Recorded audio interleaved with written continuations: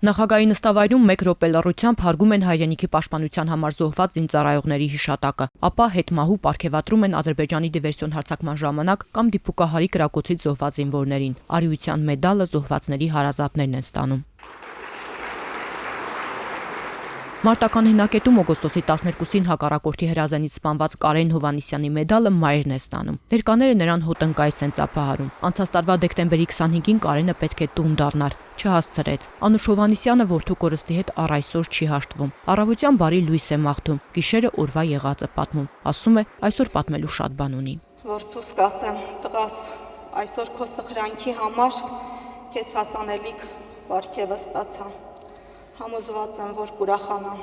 Դժվար է որդեկորույս մայր լինելը, բայց այն գիտակցումը, որ որդից զոհվել է պաշտպանելով հայրենիքը, փոքր-ինչ մեղմում է ցավն ու մխիթարում։ Անուշ Հովհաննիսյանը 5 ամսից ավելի հենց այդ սփոփանքով է ապրում։ Լույս աշխարհ է զվերում զավակիդ, գուրգուրում, խնամում նրան, անքուն գիշերներ անցկացնում օրորոցի մոտ, ինչ նա մեծանում է, առնականում, սակայն ճակատագիրը այնուամենայնիվ իր խոսքն է ասում։ Միակ մխիթարությունս այն է, որ որդուս սխրանքը անհետ չի անցել, չի մոռացվել։ Երկրի բարձրագույն ղեկավարությունը հիշում եւ գնահատում է այն։ Զոհված զինվորի մոր մաղթանքը մեկն է, թող հայոց աշխարհում ոչ մի մայր որդու կորուստը չսգա։ Իսկ իշխանությունների հոգատարության ու որդու հիշատակը վառ պահելու համար շնորհակալ է։ Ասում են, որ այն հայրենիքը, որը չի մոռանում իր համար կյանքը զոհած զավակներին, անպարտելի է եւ հավերժ։ Մենք չենք մոռանում մեր նահատակներին, իսկ դա նշանակում է, որ մեր հայրենիքը հավերժ է։ Այսօրը դա է վկայում։ Հունվարի 9-ին դիպուկահարի կրակոցից զոհվեց նաև Արամայիս Ոսկանյանը։ Արիության մեդալը հայրն է ստանում։ Արդյունքն աչքերին պատմում է որդու երազանքների ու նպատակների մասին։ Սերը գցել էր բանակի վրա, ուզում էր ափս էր դառնալ, իսկական տղամարդ էր դարձել, արդեն ժամի վրա առաջ էր գնում իմ տղան։ Հենց այս զոհված տղաների շնորհիվ է, որ հայ մայրերը հանգիստ են քնում։ Նրանց սխրանքներն են կանխարգելում ու զսպում հակառակորդին, անառիկ պահում մեր սահմանները, ասում է պաշտպանության նախարարը։ Մենք խոնարհվում ենք բոլորի առջև անուն, օգտվելով այս պահից ուզում եմ, որ մեր զոհված անմահ ազատամարտիկների ծնողները իմանան, որ իրենց որդիները հերոսներ են եւ առաջին իսկ րոպեից մենք պետք է հպարտություն արենք, հպարտություն ապրենք նրանց սխրանքի, նրանց անձնազոհության առջև։ Դիպուկահարի կրակոցից 5 ամիս առաջ հրաշքով փրկվեց Շարքային Արա Երեմյանը։ Հոսպիտալից նախագահի նստավայր է եկել։ Արիության մեդալը ստացավ ու կրկին հոսպիտալ է շտապում։ 5 ամիս է ոտքն է բուժում, դեռ ընթացքում է։ Մի հարցում համոզված է, թշնամին երբեք մեզ չի հաղթի, քանի որ հայոց բանակում հաղթական ոգին է իշխում։ Թշնամին չի կարող մեզանից ուժեղ լինի։ Ճիշտ է, իրանք շատ են, բայց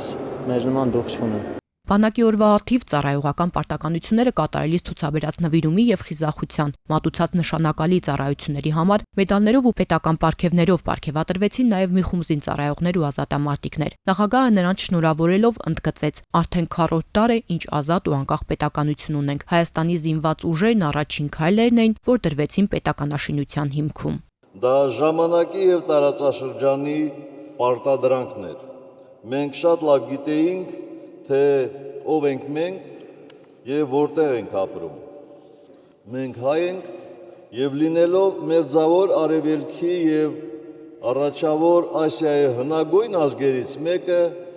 ունենք հազարամյակների փորձառություն։ Մերձավոր Արևելքում եւ այլ տարածաշրջաններում այսօր տեղի ունեցող ողբերգական իրադարձությունները ցավալիորեն ծանոթ են մեզ։ Դրանք պարբերաբար կրկնվել են, ասաց նախագահը։ Դրա համար էլ դեռ 25 տարի առաջ գիտակցեցինք, որ մեր անկախության ուղին առանց բանակի անհնարին է։ 25 տարի առաջ, երբ մենք ստանձնում էինք սեփական ճակատագիրը տնօրինելու պատասխանատվությունը, գիտակցում էինք, որ դա գրեթե հավասարազոր է մարտադաշտ մտնելուն։ Եվ մենք մտանք հանուն մարդու եւ ժողովրդի իրավունքների, հանուն ազատության։ Ինքնաբուխ կերպով ձևավորված ինքնապաշտպանական ջոկատներն առաջին քայլերն էին գոյապայքարի ճանապարհին, սակայն նախագահի խոսքով ֆիդայական շարժումը կձախողեր, եթե ժամանակին հենց մարտի դաշտում կանոնավոր բանակի չվերաճեր։ Իսկ հայոց հաղթական բանակը պատերազմի քննությունը բռնեց, որովհետև այդ օրերին Արցախը, Հայաստանն ու համայն հայությունը դարձան մեկ միասնական ազգ բանակ։ Այս նվիրական օրը գլուխ ենք խոնարհում Արցախյան պատերազմի ժամանակ ու դրանից հետո հայրենիքի պաշտպանության համար զոհված բոլոր նահատակների հիշատակի առջև, ասաց զինված ուժերի գերագույն գլխավոր հրամանատարը, երկրին ու ժողովրդին մաղթելով խաղաղություն։ Մենք վստահում ենք ձեր նվիրվածությանը, ձեր մասնագիտական կարողություններին, ձեր բարձր մարտական ոգուն։ Մաղթում ենք, որ այսուհետ սահմանի վրա չզոհվի ոչ մի զինվոր։ Ձեզ եւ մեր ողջ ժողովրդին մաղթում եմ խաղաղություն,